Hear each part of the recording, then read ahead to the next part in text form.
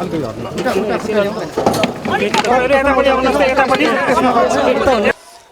उहाँबाट सिक्ने पाठ भनेको के हो भने समझदारी, समन्वय र साझा सवालमा एकताबद्ध भएर अगाडि बढ्ने कुरा हो। अब यिनै कुराहरू उहाँबाट सिक्नुपर्छ जस्तो लाग्छ।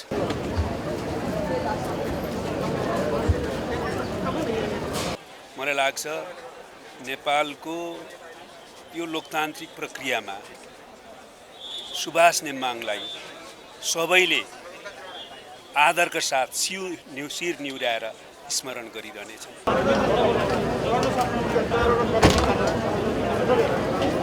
उहाँको व्यक्तित्व एउटा शालीन खालको व्यक्तित्व थियो हैन, सरल हुनुहुन्थ्यो, सबैसँग सहज पहुँच राख्ने एउटा व्यक्तित्व हुनुहुन्थ्यो।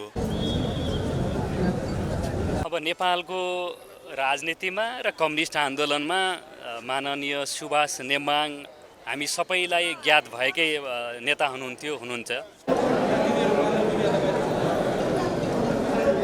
नेपाली राजनीतिले उहाँलाई एउटा समन्वयकारी भूमिका क्षमता भएको व्यक्तिका रूपमा चिन्छ भन्ने मलाई लाग्छ। दर्शकबिन नमस्कार, लोकपथ टिभीमा यहाँहरूलाई हार्दिक स्वागत छ। म महेश तेमलसिरा।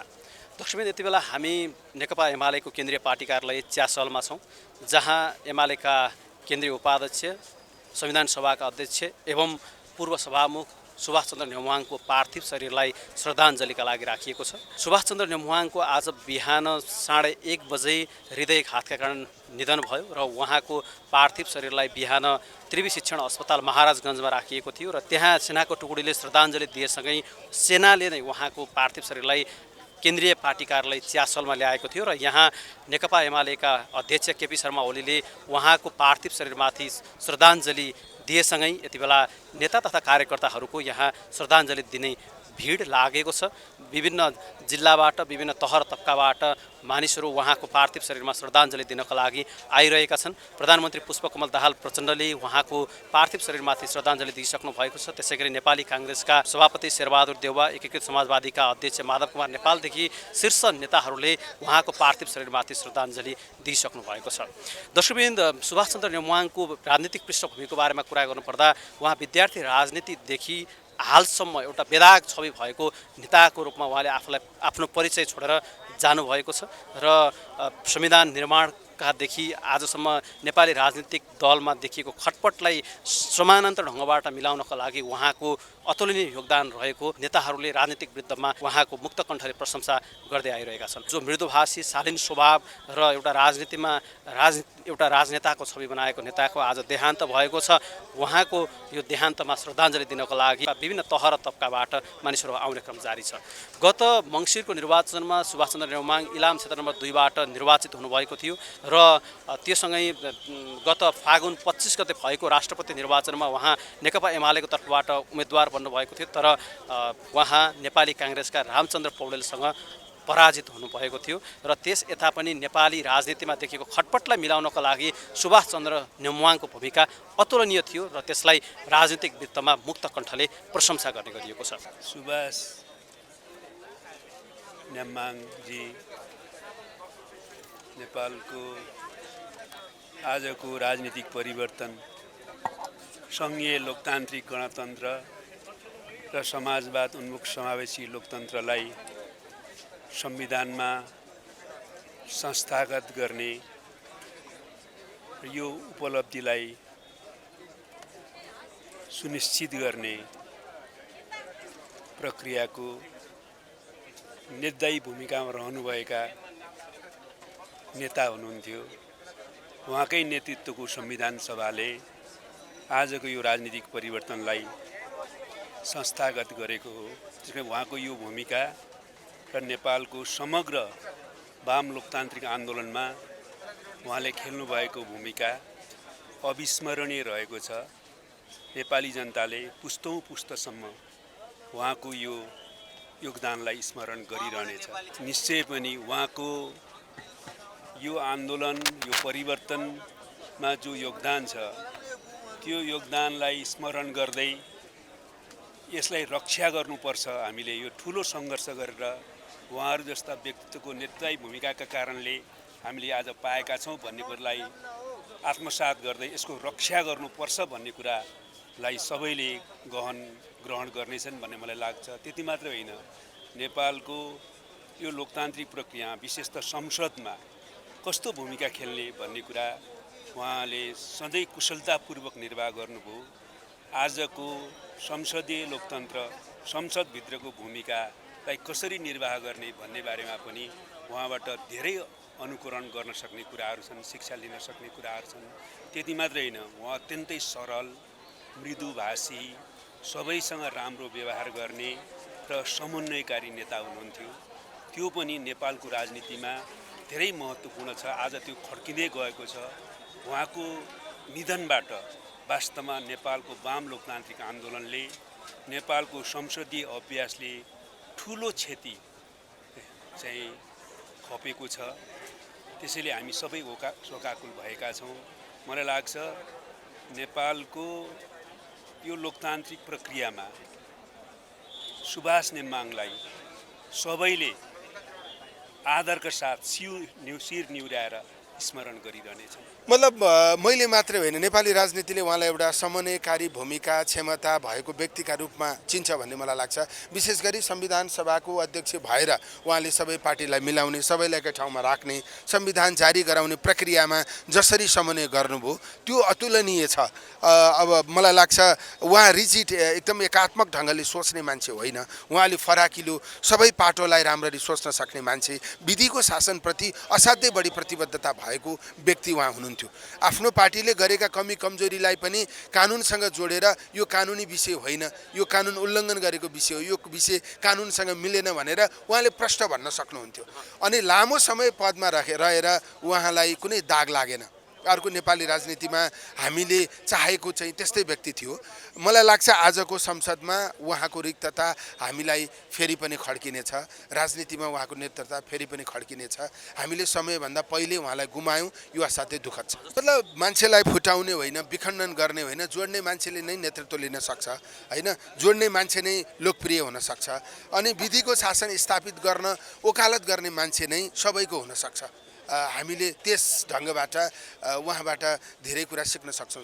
म सुभाष नेमाङज्यूलाई सम्झँदाखेरि एउटा शालीन, समन्वयकारी र समस्याको पहिचान गर्ने र समाधान निकाल्ने एउटा असाध्य देश र जनताका लागि अपरिहार्य व्यक्तित्वको रूपमा उहाँलाई सम्झन्छु। किनभने उहाँले अब दुईचोटिसम्म संविधान सभाको नेतृत्व गर्नुभयो र संविधान जारी गर्ने कुराको पनि नेतृत्व गर्नुभयो र त्यस अर्थमा उहाँलाई चाहिँ अब चाहे त्यो राजनीतिक नेताको हिसाबले भनौँ, चाहे संवैधानिक कानुनी ज्ञातको हिसाबले भनौँ, चाहे फेरि म पनि पूर्व सभामुख भएको हुनाले अब त्यो पूर्व सभामुखको हिसाबले पनि उहाँको चाहिँ बहुआयामिक व्यक्तित्व थियो र उहाँले देश र जनताका लागि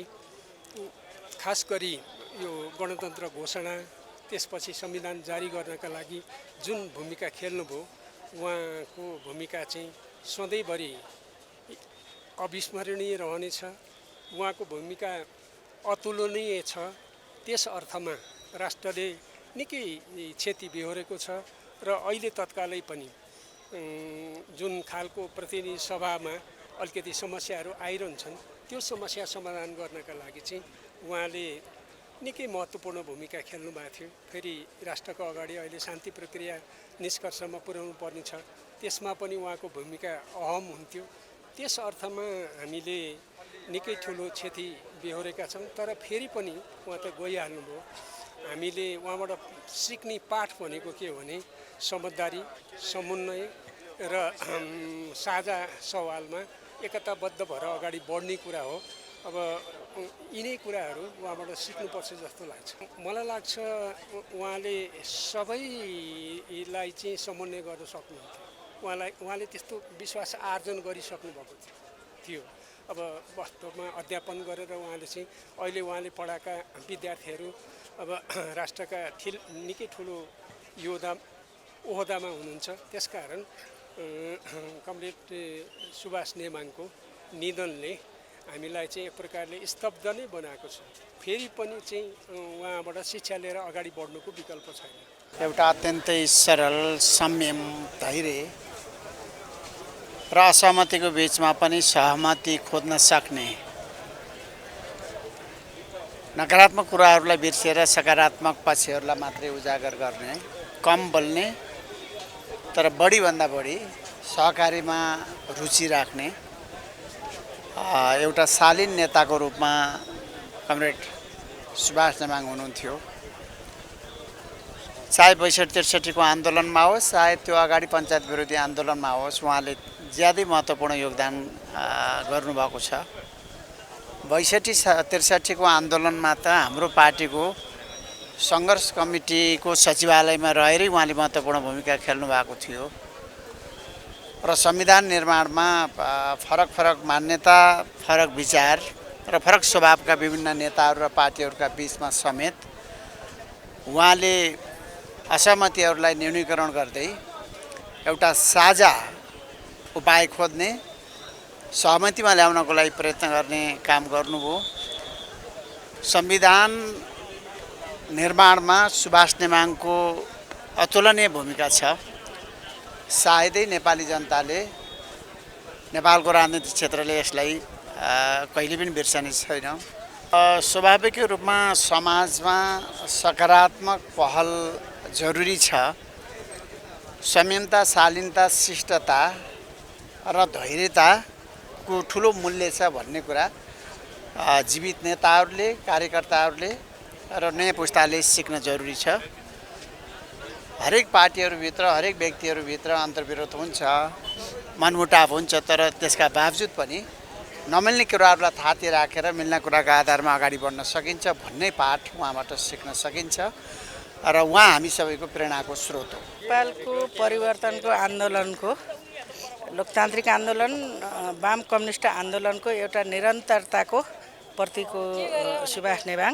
नेपाली जनताको त्याग, तपस्या र बलिदानको प्रतिफल संविधान सभाबाट संविधान लेख्ने आकाङ्क्षालाई विधिबाट प्रक्रिया पुरा गर्नेको नेतृत्व गरेको, संविधान सभाको एउटा पर्यायवाचीको रूपमा चिनिने व्यक्तित्व र नेतृत्व हो। अझ उहाँको शालीन, सौम्य, बौद्धिक व्यक्तित्व चाहिँ विशेष ढङ्गले स्मरणीय छ र हाम्रो संविधान भन्दा बित्तिकै सुभाष नेमाङ जोडेर आउनुहुन्छ। म उहाँको असामयिक, अप्रत्याशित मृत्यु भएको छ। म उहाँप्रति श्रद्धाञ्जली व्यक्त गर्छु। उहाँको परिवार, उहाँका आफन्तजन, उहाँका सहपाठीहरूप्रति गहिरो संवेदना व्यक्त गर्छु मैले। उहाँको भावनाको हिसाबले, उहाँको चाहनाको हिसाबले उहाँ चाहिँ एकीकृत कम्युनिस्ट आन्दोलन, एउटै कम्युनिस्ट पार्टी चाहने व्यक्तित्व र नेतृत्व हो। बडो हाम्रो आन्दोलनमा उहाँको भूमिका सम्झिरहनेछौँ। अब चाहिँ क्षति बेहोरेछौँ। सुभाष चन्द्र नेमाङ हाम्रो नेपालको जुन संविधान बनेको छ, त्यो संविधान बनाउने अभियानको र संविधान जुन बनेको छ त्यसको एउटा संविधान निर्माता हो भन्ने अर्थमा मैले हेर्छु। र उहाँले सँगसँगै नेपालको वामपन्थी आन्दोलनमा, नेपालको कम्युनिस्ट आन्दोलनलाई विस्तार गर्न, विकास गर्न, यसलाई एकताबद्ध गर्न उहाँले विगतमा खेल्नुभएको भूमिका उत्तिकै महत्त्वपूर्ण छ। र खास गरी नेपालका चाहिँ शोषणमा परेका, उत्पीडनमा परेका, गरिबीको रेखा मुनि रहेका जनताको मुक्तिको लागि, उनीहरूको हितका लागि उहाँले सिङ्गो जीवन समर्पण गरेर यहाँसम्म आउनुभयो। मलाई के लाग्छ भने सुभाष नेमाङ हाम्रो नेपालको संसदले त धेरै वर्षसम्म खोजिरहनेछ। त्यस्तो व्यक्तित्व बिरलै हुन्छ। धेरै ठुलो अभाव महसुस हुनेछ नेपालको संसदलाई। र सँगसँगै आज नेपालको कम्युनिस्ट आन्दोलनलाई एकताबद्ध गर्नुपर्ने, यसलाई विकसित गर्नुपर्ने र यसको माध्यमबाट मुलुकका चाहिँ समस्याहरू समाधान गर्नुको लागि हामीसँग जुन कार्यभारहरू बाँकी छन् ती पुरा गर्ने अभियानमा सुभाष नेमाङको खोजी भइराख्नेछ र हामीलाई अभाव खड्किनेछ। अनि उहाँबाट हामीले सिक्ने धेरै कुराहरू छन्। मैले म पहिलो पटक प्रतिनिधि सभामा आएको होइन। अब संसदको लबीमा, सिंहदरबारमा, हाम्रो संसदीय दलको कार्यालयमा, त्यसै गरी संसदको चाहिँ अग्रभागमा बेन्चमा बसेर हामी सबैलाई नेतृत्व प्रदान गर्ने संसदीय प्रक्रिया, संसदीय भाषा शैली, संसदको चाहिँ मा खेल्नुपर्ने भूमिका र त्यसको माध्यमबाट सिङ्गो देशलाई जुन कुराको चाहिँ अगाडि बढ्नुपर्ने हो उहाँले हामीलाई धेरै ठुलो अभिभावकत्व चाहिँ प्रदान गरिराख्नु भएको थियो र जसले गर्दाखेरि हामीलाई त्यहाँको निर्णय प्रक्रियामा अरू कामहरूमा अगाडि बढ्नको लागि धेरै सजिलो पनि भइराखेको थियो। यसै पनि उहाँ संविधानको निर्माण गर्ने कुराको एउटा महत्त्वपूर्ण अगुवा भएको र त्यसको एउटा निर्णायक भूमिका खेलेको व्यक्ति भएको हिसाबले यो संविधानका कतिपय प्रावधानहरूको वास्तविक व्याख्या र त्यसको स्पिरिटलाई पनि उहाँ मार्फत हामीले बुझ्न पाउने एउटा अपर्च्युनिटी पनि थियो। तपाईले भन्नुभयो जस्तै म अखिलको केन्द्रीय अध्यक्ष भएँ, तर उहाँ आफै हाम्रो धेरै सिनियर विद्यार्थी आन्दोलनको एउटा अगुवा पनि हुनुहुन्छ र उहाँले विद्यार्थी आन्दोलनको बेलादेखि बोक्नु भएको जुन नेपाली समाजको आर्थिक सामाजिक रूपान्तरणको नेपालको चाहिँ नेपाललाई एउटा समाजवाद हासिल गर्नको लागि त्यो समाजवादी आधार तयार गर्ने प्रक्रियामा उहाँले चाहिँ सैद्धान्तिक, राजनीतिक, वैचारिक र सङ्गठनात्मक र संसदीय प्रक्रियामा उहाँले खेल्नुभएको भूमिका चाहिँ हाम्रो निम्ति त एउटा ठुलो चाहिँ खड्केको विषय हुने नै भयो। मलाई लाग्छ नेपालले धेरै वर्षसम्म चाहिँ यसको अभाव महसुस गर्नेछ। तर म के भन्न चाहन्छु भने अहिले उहाँप्रति हामी श्रद्धाञ्जली गरिरहँदाखेरि उहाँले खेल्नुभएको भूमिकालाई अब हामीहरूले चाहिँ पुरा गर्नुपर्नेछ र हामीले त्यो कुरा पुरा गर्न सक्यौँ भने उहाँप्रति साँच्चै सम्मान हुनेछ र उहाँप्रति श्रद्धाञ्जली पनि हुनेछ र उहाँले छोडेर जानुभएका बाँकी जिम्मेवारीहरू हामीले पुरा गर्नेछौँ। उहाँलाई हामी सधैँ सम्झिरहनेछौँ, सम्मान गरिरहनेछौँ र उहाँप्रति म फेरि पनि भावपूर्ण श्रद्धाञ्जली व्यक्त गर्न चाहन्छु। उहाँको व्यक्तित्व एउटा शालीन खालको व्यक्तित्व थियो होइन, सरल हुनुहुन्थ्यो, सबैसँग सहज पहुँच राख्ने एउटा व्यक्तित्व हुनुहुन्थ्यो। तडक भडक उहाँले कहिल्यै रुचाउनु भएन होइन। उहाँले आम मानिस जस्तै आफ्नो जीवनलाई पनि त्यो ढङ्गले गुजार्नुभयो र उहाँले लोकतान्त्रिक पद्धतिलाई बलियो बनाउने कुरामा जहिले पनि भूमिका खेल्नुभयो। विधिको शासन र कानुन राज्य स्थापित गर्ने कुरामा जहिले पनि भूमिका खेल्नुभयो। संविधान लेखनका बखत देखेका असङ्ख्य जटिलताहरूलाई उहाँले जहिले पनि सन्तुलनमा ल्याउने काम गर्नुभयो। तत्कालीन राष्ट्रपति रामवरण यादवदेखि लिएर केपी शर्मा ओली, सुशील कोइराला, त्यतिखेरका प्रधानमन्त्री, पूर्व प्रधानमन्त्रीहरूसँग पनि उहाँले एकदम व्यवस्थित भूमिका खेल्नुभयो र उहाँले विभिन्न खालका विचारहरू, अतिवादी जातीय विग्रह ल्याउने विचारहरू होइन, त्यस पछाडि क्षेत्रीय असन्तुलनकारी विचारहरू, धार्मिक असहिष्णुता फिजाउने विचारहरूका विरुद्ध उहाँ जहिले पनि ठिक ठाउँमा उभिनुभयो। राष्ट्रिय एकता, राष्ट्रिय अखण्डता, स्वाधीनता र सद्भावको पक्षमा उहाँले जुन भूमिका खेल्नुभयो, यी सबै हिसाबले हामीले उहाँलाई मिस गरेका छौँ र उहाँको अब राष्ट्रपतिको हिसाबले उहाँले नेतृत्व गर्नुपर्छ भन्ने हाम्रो पार्टीको चाहना थियो। पछिल्लो बेला प्रधानमन्त्री प्रचण्डले नेकपा एमालेसँग असमझदारी कायम गरेर त्यो बन्ने वातावरण बनेन। यद्यपि आज उहाँको असामयिक निधनमा हामीले सिङ्गो एउटा अभिभावक गुमाएको महसुस गरेका छौँ र एउटा सन्तुलनकारी राजनीतिज्ञ, विधि कानुनको एउटा वकालत गर्ने व्यक्तित्व गुमाएको महसुस गरेका छौँ। यो चाहिँ राज्यको लागि ठुलो क्षति हो भने अब सस्तो लोकप्रियताका लागि अनेक खालका स्क्यान्डल गर्ने, अनेक खालका चाहिँ नि विषयवस्तुलाई ट्विस्ट गर्ने एउटा प्रवृत्ति विकास हुँदैछ। त्यो चाहिँ सुभाष नेमाङबाट शालीन, सन्तुलनकारी र संयमित विचार राख्दा पनि सबैको सम्मानको नेता, सबैको मनको नेता, पदको मात्रै होइन कि मनको नेता हुन सकिन्छ भन्ने कुरा उहाँले दिएर जानुभएको छ। उहाँले आफूलाई कहिले पनि सेन्टरमा राख्नु भएन, आफूलाई कहिले पनि प्रचार गराउनु खोज्नु भएन, आफूलाई कहिले पनि भए नभएका कामहरू मैले गरेँ भनेर पब्लिक कन्जम्सनका लागि काम गर्नु भएन। जहिले पनि सन्तुलित विचार राख्नुभयो होइन। जस्तो जनजातिको पक्षमा बोल्दा मेरो चाहिँ नि वाहवाही हुन्छ भनेर उहाँले अति जातीय कुरा कहिले गर्नु भएन। उहाँले पहाडको पक्षमा अथवा पूर्वको पक्षमा बोल्दा हुन्छ भन्ने कुरा कहिले त्यो गर्नु भएन। जहिले पनि सन्तुलनकारी भूमिका खेल्नुभयो। तडक भडक हुँदा, द्वन्द्व हुँदा, के हुँदा उहाँले जहिले पनि सद्भावको भूमिका खेल्नुभयो, मध्यस्थताको भूमिका खेल्नुभयो। आफूलाई पदमा कहिले राख्नु भएन। राष्ट्रपति उहाँको नाम टुङ्गिसकेको थियो। प्रचण्ड कमरेड र केपी कमरेडको बिचमा असमझदारी भएपछि प्रचण्ड कमरेडले कङ्ग्रेससँग समझदारी गर्नुभयो। उहाँले कहिले पनि मलाई चाहिँ राष्ट्रपति बन्न दिएन भन्ने गुनासो हामीसँग कहिले पनि गर्नु भएन होइन। यी धेरै कुरा मलाई लाग्छ उहाँसँग सिक्नुपर्ने कुरा छन् र उहाँ चाहिँ नेपालको राजनीतिमा उहाँको भूमिका धेरै लामो समयसम्म खड्किन्छ भन्ने लाग्छ। अब पार्टीका हिसाबले भन्नुहुन्छ भने एमाले जहिले पनि सन्तुलनकारी भूमिका खेल्ने नै पार्टी हो।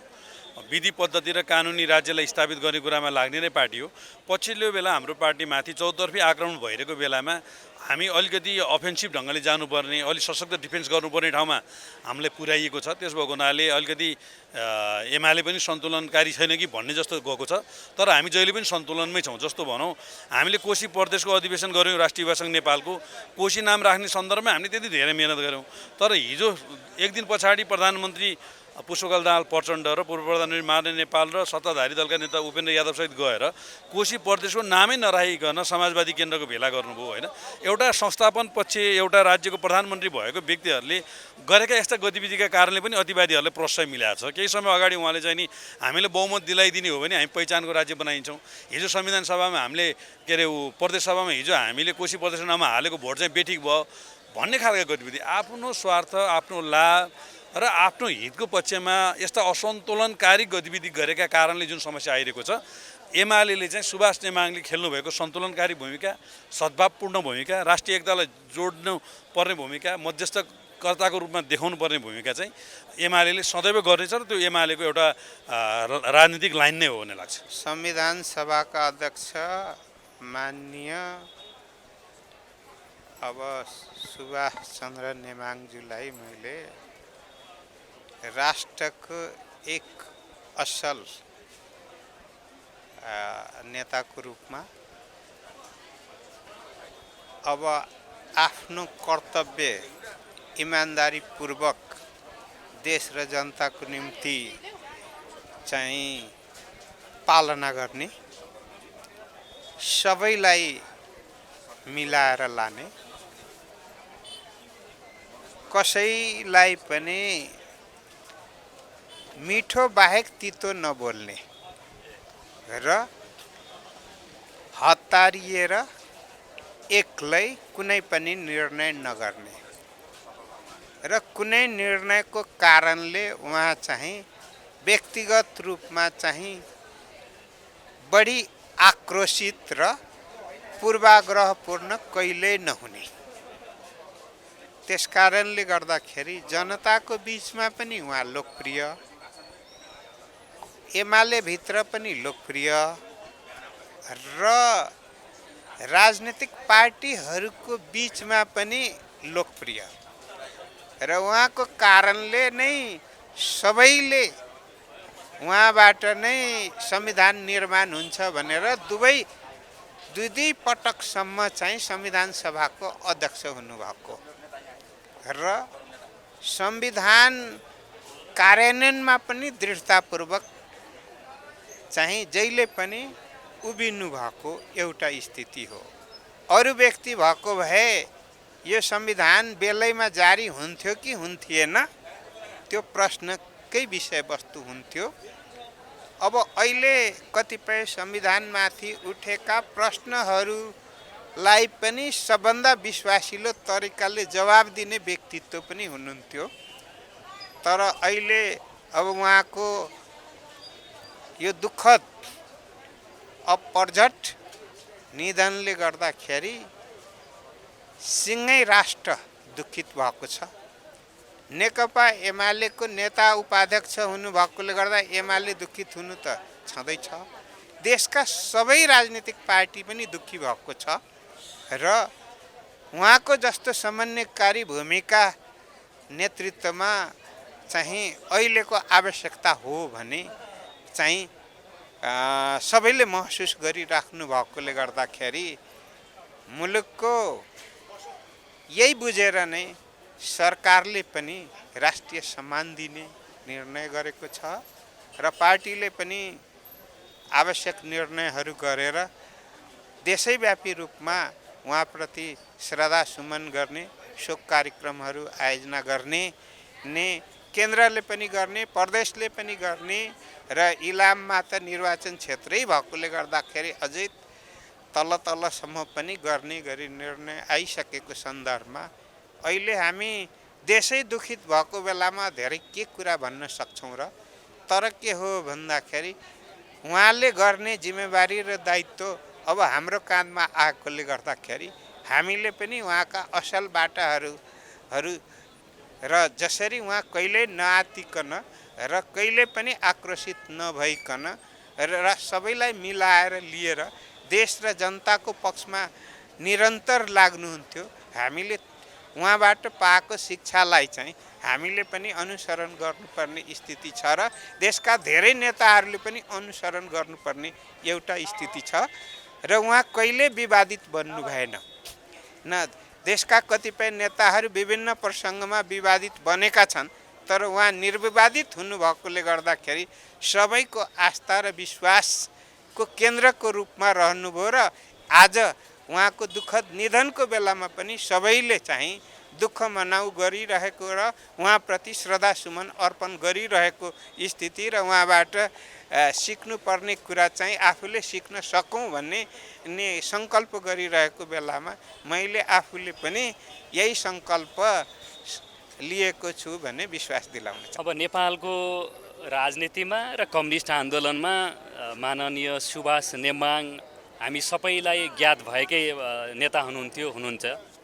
खास गरिकन गणतन्त्रलाई संस्थागत गर्ने र आजको संविधान निर्माणका निमित्त असाध्यै कुशलतापूर्वक संयम, धैर्य र सन्तुलित ढङ्गबाट जे भूमिका निर्वाह गर्नुभयो, यसरी हेर्दा आजको हाम्रो मौजुदा संविधानका निमित्त निर्णायक प्राय नै भूमिका निर्वाह गर्नुभएको एउटा शिखर पुरुष। आजकै दिनमा पनि शान्ति प्रक्रियाका बाँकी कामहरू, सत्यनिरूपण तथा मेलमिलाप आयोग TRCसँग सम्बन्धित कामको आन्तरिक रूपमा निकै सक्रियतापूर्वक सन्तुलित ढङ्गले सबै दलहरूका बिचमा आन्तरिक रूपमा छलफल गरिरहनु भएको थियो र नेतृत्वदायी भूमिका नै खेलिराख्नु भएको थियो। यसरी हेर्दा नेपालको कम्युनिस्ट आन्दोलनमा र नेपालको राजनीतिका निमित्त उहाँको निधनले एउटा ठुलो क्षति, जो अपूरणीय प्रकृतिको क्षति भयो भन्ने मेरो बुझाइ। कसैका प्रति पनि आक्रामक ढङ्गले प्रस्तुत नहुने, कसैलाई क्षुद्र ढङ्गले गाली नगर्ने, आलोचनै गर्नुपर्दा पनि निकै उच्च स्तरबाट राजनीतिक संस्कारका साथ संयमपूर्वक, शालीनतापूर्वक विषयहरूको प्रस्तुति गर्ने, मूलतः सन्तुलित ढङ्गले संयमपूर्वक, शालीनतापूर्वक जे प्रस्तुत हुने र समन्वय सहकारीको जे कुरा गर्नुहुन्थ्यो उहाँले, अहिलेको सक्रिय नयाँ पुस्ताले, हाम्रो नयाँ पुस्ताले ती कुराहरूलाई ज्यादा अनुसरण गर्नुपर्छ भन्ने मेरो बुझाइ छ। नेकपा निर्माण गर्दाखेरि पनि सक्रिय ढङ्गले पहल कदमी लिएको, नेकपा चलिरहँदाखेरि पनि नेकपाभित्र जीवन्त बहसका लागि योगदान गरेको र नेकपा विभाजित भइसके पछाडि धेरै दुःख व्यक्त गर्ने, चिन्ता व्यक्त गर्ने मध्येकै नेता हुनुहुन्थ्यो। यसरी हेर्दा उहाँको अहिले हामी निधन र शोकमा छौँ। यसबेला उहाँको सच्चा श्रद्धाञ्जली भनेको विभाजित भएका, विकेन्द्रित भएका सबै कम्युनिस्टहरू एकताबद्ध हुने कुराले नै उहाँको साँचो अर्थमा चाहिँ सम्मान हुन्छ, श्रद्धाञ्जली हुन्छ भन्ने कुरा म राख्न चाहन्छु। उहाँ वास्तवमा लोकतान्त्रिक संसदीय अभ्यासको एउटा त वास्तवमा विश्वविद्यालय नै हो। सबैले सिक्न सक्ने, सबैले पढ्न सक्ने र जति पढ्यो त्यति चाहिँ पढ्न बाँकी रहने त्यस्तो एउटा अध्यायको रूपमा उहाँ चाहिँ हुनुहुन्थ्यो। र वास्तवमा नेपालको चाहिँ संविधान सभाको अध्यक्ष हुँदा होस्, सभामुख हुँदा होस्, उहाँले राजनीतिक दलहरूका बिचमा जुन खालको सहमति निर्माण गरेर संसदलाई जुन ढङ्गले अगाडि बढाउने कुरामा नयाँ संविधान जारी गर्ने सन्दर्भमा उहाँले जस्ता खालका भूमिकाहरू खेल्नुभयो, नेपालको इतिहासमा हेर्नुहोस् धेरै नै महत्त्वपूर्ण चाहिँ उहाँको योगदान रह्यो। कहिले पनि बिर्सन नसक्ने, भुल्न नसक्ने योगदान उहाँले दिनुभएको छ र उहाँ एउटा अत्यन्त शालीन, भद्र व्यक्तित्व हुनुहुन्थ्यो र उहाँले ठिकलाई ठिक भन्ने, बेठिकलाई बेठिक भन्ने र वास्तवमा चाहिँ मुलुकमा चाहिँ सुशासन र समृद्धिका निम्ति सधैँभरि निरन्तर रूपमा उहाँले आफ्ना दृष्टिकोणहरू स्पष्ट रूपले राख्नुहुन्थ्यो हैन। र वास्तवमा उहाँ भनेको सबै दलहरूसँग खास गरी सहकारी गर्ने, अहिले उहाँको दुःखद निधन भएको छ।